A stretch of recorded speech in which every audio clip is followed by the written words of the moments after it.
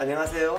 다양한 사건, 사고, 사례와 관련 법률, 승소하는 법 등을 알려드릴 울산의 강영철 변호사입니다. 오늘은 아동 청소년 성착취물을 배포하였다는 이유로 아동 청소년 성보호에 관한 법률 위반으로 재판에 넘겨진 한 남성이 1심에서는 징역형을 선고받았다가 2심에서는 벌금형으로 감형받은 사건에 대해서 알아보겠습니다. 20대인 A씨는 지난 2020년 5월 강원도 육군부대 내 생활관에서 자신의 휴대전화로 SNS에 교복을 입은 여성이 등장하는 음란 동영상 5개를 올렸습니다. 이때 A씨는 고딩, 교복 등 10대 여학생을 암시하는 단어를 해시태그로 붙였는데요. 1심 재판부는 이 해시태그 단어들에 주목을 해서 이것은 일반인이 봤을 때 해당 동영상에 아동 청소년이 등장하는 것으로 명백히 인식할 수 있다며 A씨에게 공소사실을 인정하고 징역 6월에 집행유예 2년을 선고했습니다. 그런데 지난 7월 5일 항소심 재판부는 원심을 파기하고 A씨에게 벌금 500만 원을 선고했습니다. 항소심의 판단은 그렇습니다. 즉, 증거로 제출된 동영상을 보면 영상 속 등장인물들이 등을 돌리고 있거나 얼굴을 모자이크로 처리해서 나이를 감말 수 없고, 또 SNS 해시태그는 사용자가 마음대로 지정을 해서 작성할 수 있기 때문에 고딩, 교복 등의 10대 여학생을 암시하는 단어를 사용했다 하더라도 그것만으로는 실제로 등장인물이 학생이라고 단정하기는 어렵다는 것입니다. 법리적으로 말씀드리면 아청법상 아동청소년 성착취물은 아동청소년 또는 아동청소년으로 명백하게 인식될 수 있는 사람이나 표현물이 등장하는 것을 의미하는데, 그 사건에서의 영상은 등장인물이 아동청소년이거나 명백하게 아동청소년으로 인식될 수 있는 사람이 아니라는 것입니다. 결국 항소심은 A씨에게 아청법상의 아동청소년 성착취물 배포 혐의를 인정한 것이 아니고 그보다 법정형이 훨씬 낮은 정보통신망 이용 촉진 및 정보보호 등에 관한 법률상의 단순한 음란물 배포 혐의만을 인정한 것입니다. 이 경우는 1년 이하의 징역 또는 1천만 원 이하의 벌금에 처하도록 규정하고 있어서 벌금형이 규정되어 있다는 점에서 아청법과는 형량에서 큰 차이가 있습니다.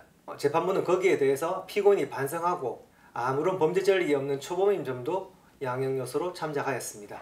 참고적으로 잠깐 말씀드리면 판결문상에 등장하는 가명사유 중에 대표적인 것이 피고인이 반성하고 있다, 피고인이 범죄 전력이 없다 또는 동종 범죄 전력이 없다, 피고인이 벌금형을 초과하는 범죄 전력이 없다, 이런 것들입니다.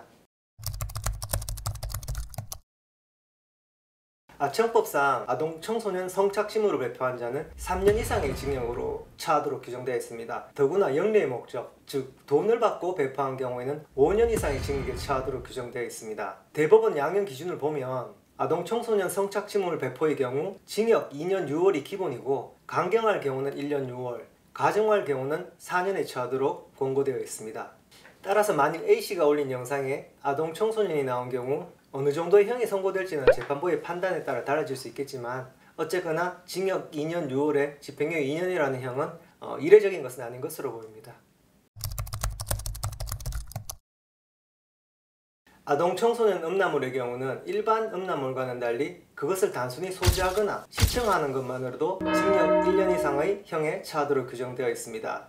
벌금형이 없다는 점에서 아주 처벌 수위가 높은 것이죠. 여기서 알아두셔야 할 것이 있는데요. 2020년 6월 아청법 개정 이전에는 아청물을 단순히 시청하는 것은 처벌하지 않았고, 아청물을 소지한 경우에도 벌금형이 규정되어 있었습니다. 제가 왜 이런 말씀을 드리냐 하면, 죄형 법정주의라고 해서 원칙적으로 범죄의 성립과 처벌은 행위시의 법률에 따릅니다. 제가 직접 처리한 사건 중에 한 고등학생이 호기심에 아청물을 다운받았는데 그 시점이 법 개정 이전이었고 기소가 된 시점은 법 개정 이후였습니다. 검사는 물론 판사마저 그 부분을 간과해서 처음에는 합의부로 배당이 되었지만 결국 우여곡절 끝에 다시 개정 전 법률에 따라 단독 재판부에 재배당이 되었고, 최종적으로는 벌금형의 선고유예형을 받을 수 있었습니다. 자, 본론으로 돌아와서요. 이제 어떤 남성분들은 유레카를 외치시겠죠.